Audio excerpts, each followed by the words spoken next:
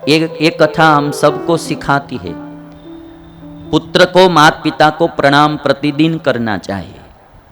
और पुत्र वधू ये जो है, पुत्र वधू उसको अपनी सास ससुर को प्रणाम करना चाहिए। सुबह सुबह में आप प्रणाम करेंगे, जय श्री कृष्ण या जय श्री राम कुछ बोलेंगे तो सास को भी प्रीति बढ़ेगी कि हमको भगवान ने पुत्र वधू दी है, पुत्र जैसी दी है, तो प्यार बढ़ेगा, प्रीत बढ़ेगी। और इसलिए प्रणाम करना। बाद में यदि सास को कभी पुत्र वधू को डांटना है ना तो डांट नहीं सकेगी, क्योंकि सुबह में प्रणाम करते हैं ना तो भाव डांटने नहीं देंगे, कुछ कहना है तो कहेंगे भी नहीं। इसलिए भाव से सुबह में प्रणाम कर लेना। और आप सब समझते हैं कि जो ग्रह परेशान करता है ना उसकी पूजा करनी पड़ती है, तो वो ग्रह परेशान करना छोड़ देता है। सास को भी आप ग्रह समझकर ही पूजा कर लीजिए, कम से कम ग्रह समझकर कि भी ये ग्रह हमको परेशान न करे, पूजा कर लो। और एक दो बात मैं आपसे बताऊंगा कि हमारा ये मनुष्य जीवन है ने, वो किसी को परेशान करने के लिए नहीं है, सबको सुखी करने के लिए है। ये हमारे जीवन में एक बात पक्की रखना कि हो सके तो सबको सुखी करना, यदि ना हो सके तो कोई बात नहीं, किंतु किसी को दुखी नहीं करना है, किसी को भी कभी दुखी नहीं करना है। हो सके उतना सबको सुखी करना है। आजकल कोई कोई लोगों को ऐसी आदत पड़ जाती है, बिना प्रयोजन किसी को न किसी को दुखी करते रहते हैं। शुरुआत घर से करना है, किसी को परेशान नहीं करना, सबको सुखी करना। राम और लक्ष्मण का जीवन देखिए, राम और भरत का जीवन देखिए, सबको सुखी करने, एक दूसरे को सुखी करने के लिए ही जी रहे। मनुष्य जन्म एक दूसरे को सुखी करने के लिए, दुखी करने के लिए नहीं। जो सबको सुखी करने के लिए जीता है वो सज्जन है, और दूसरों को दुखी करने के लिए जीता है वो दुर्जन है। सज्जन और दुर्जन में और कोई व्यत्यास नहीं है। 3 गुण होते हैं, सत्व गुण, रजोगुण और तमोगुण। इंसान में 3 गुण बारी बारी से आते रहते हैं, सत्व गुण, रजोगुण और तमोगुण। 3 प्रकार की सृष्टि होती है। ये पूरी सृष्टि त्रिगुणात्मक है, पूरी सृष्टि, पशु हो या पक्षी हो या वृक्ष हो, मनुष्य हो, सब में 3 प्रकार के लोग रहते हैं, सात्विक लोग, राजसी लोग और तामसी लोग। सात्विक का यदि हमारे जीवन में हम सब देखेंगे तो मेरे पास एक चार्ट भी है, मैं आपको दिखाऊंगा उसमें से आपको एकदम क्लियर हो जाएगा। जो जीव की स्थिति होती है ना वो 3 प्रकार की होती है।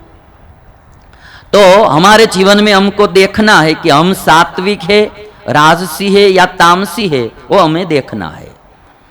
तो अभी आप देखेंगे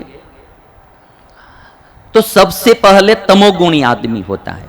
तमोगुणी, तमोगुणी से ऊपर उठा हुआ जो आदमी है वो रजोगुणी है। रजोगुण से ऊपर उठा हुआ जो आदमी है उसको सत्वगुणी बोलते हैं।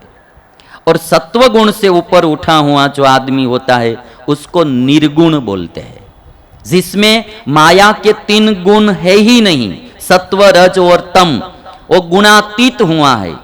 इसलिए भगवान कृष्ण ने गीता में अर्जुन से कहा कि नैस्त्रैर्गुण्यो भवार्जुन, हे अर्जुन तुम 3 गुण से पर हो जाओ, तुम आत्मरूप हो जाओ, ब्रह्मरूप हो जाओ, 3 गुण से पर उठ जाओ आप। और एक तीसरा चौथा जो है वो निर्गुण है। कोई जड़ भरत जी है, कोई सुखदेव जी महाराज है, ऐसे पुरुष त्रिगुणातीत होते हैं, 3 गुण से पर होते हैं। हमारी स्थिति कहां है वो हमको देखना है। अभी आप देख लीजिए, तमोगुणी आदमी का एक ही काम होता है, दूसरे को दुखी करना। जो हर पल अपने सुख के लिए या बिना प्रयोजन दूसरे को दुखी करता रहता है वह तमोगुणी आदमी है। और जो आदमी दूसरे को दुखी भी नहीं करता है, दूसरे को सुखी भी नहीं करता है, वो अपने सुख के लिए ही रात दिन मस्त रहता है, कैसे मैं सुखी हूं वही सोचता रहता है, वैसे ही जीवन जीता है अपने के लिए, खाना पीना, मौज मजा करना, अच्छे कपड़े पहनना, घूमना फिरना, दूसरों को सुखी भी नहीं करता, दुखी भी नहीं करता, वो रजोगुणी आदमी है। और जो दूसरों को सुखी ही करता रहता है, स्वयं दुख सहन करके भी मुश्किल सहन करके भी दूसरों को सुखी करता है, वो सत्वगुणी आदमी है।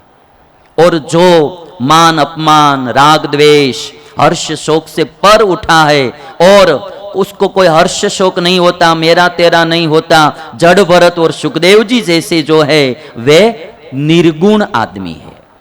अभी हमारे जीवन में देखना, कभी कभी हमारे जीवन में कभी थोड़ा तमोगुण का पाठ होता है, कभी रजोगुण का भाग होता है, कभी सत्वगुण का भाग भी होता है। कौन सा भाग कितना है हमारे जीवन में, वो केवल देखना है, समझना है और थोड़ा थोड़ा हमको आगे ऊपर उठना है। अभी आपको बताऊंगा मैं, तमोगुणी दानव होते हैं। दानवों का कार्य यही होता है कि सबको परेशान करना, दुखी करना, ये दानव का कार्य है। इसलिए तमोगुणी दानव। रजोगुणी मानव है, मानव बीच में है, दानव, मानव और देव। दानव, मानव और देव। दानव तमोगुणी है, मानव रजोगुणी है और देव वो सत्वगुणी है। तो रजोगुणी मानव, सत्वगुणी देव और जो मुक्त पुरुष होते हैं, जीते हुए भी मुक्त है, कहीं कोई आसक्ति नहीं, कोई राग द्वेष नहीं, कोई मेरा तेरा नहीं, ऐसे पुरुष, वो मुक्त पुरुष, वो निर्गुण होते हैं। तो हमारे जीवन में हमें सबको देखना है कि कभी भी हमारे जीवन में हम किसी को परेशान न करें, वो बात याद रखना है।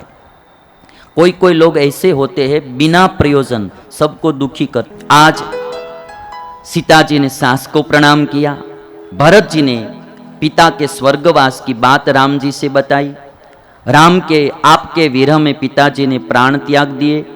शोक संतप्त राम ने मंदाकिनी नदी में पितृ तर्पण कार्य किया है। नदी तट पर पिता को पिंडदान दिया है रामचंद्र भगवान ने। शोक करते हुए भरत आदि को राम ने आश्वासन दिया। जब भरत जी शोक कर रहे थे तब रामचंद्र भगवान ने कहा, सर्वे क्षयान्ता निचयाः पतनान्ता समुच्छ्रयाः संयोगा विप्रयोगान्ता मरणान्तं च जीवितम्। जब भरत जी बहुत दुखी हो रहे थे तो रामचंद्र भगवान ने कहा कि भाई, इस दुनिया में जो कुछ हम इकट्ठा करते हैं उसका अंत विनाश ही होता है। सर्वे क्षयांताः निचयाः। इस दुनिया में हम जो कुछ चीज इकट्ठी करते हैं उसका अंत तो एक दिन विनाश ही होता है। पतनान्ता समुच्छ्रयाः। कितनी भी उन्नति इस दुनिया में आप पालो, उसका अंत एक दिन पड़ती ही होता है। और संयोगा विप्रयोगांता, किसी का संयोग होता है उसका अंत एक न एक दिन वियोग में ही परिणत होता है, वियोग ही होगा। और मरणांतम च जीवितम, जो आज जीवन हमको मिला है उसका अंत एक दिन मृत्यु ही है, एक दिन मरना ही है। सहैव मृत्यु व्रजति। रामचंद्र भगवान कहते हैं कि भरत जी, मृत्यु तो हमारे साथ ही चलती है, मृत्यु कभी हमसे दूर नहीं जाती है। सहैव मृत्यु व्रजति सह मृत्युर निषीदति। हम बैठते हैं तो मृत्यु भी हमारी बैठती है, हम चलते हैं तो मृत्यु भी चलती है। गत्वा सुदीर्घम अध्वानम सह मृत्युर निवर्तते। बहुत लंबी यात्रा करने के बाद हमारे साथ मृत्यु भी साथ में ही चलेगी। इस दुनिया पूरी नाशवंत है, यहाँ सबका नाश होने वाला है, इसलिए कोई शोक नहीं करना। रामचंद्र भगवान भरत जी से कहते, जैसे सागर में दो लकड़े मिलते हैं, दो लकड़ियां मिलती है और कहीं न कहीं वो दोनों अलग भी हो जाती है, वैसे ही परिवार में सब लोग मिलते हैं और कभी न कभी सब अलग भी हो जाते हैं। ये पूरी दुनिया नाशवंत है, यहाँ किसी कोई चीज स्थिर नहीं है, कभी न कभी सबका नाश होने वाला है।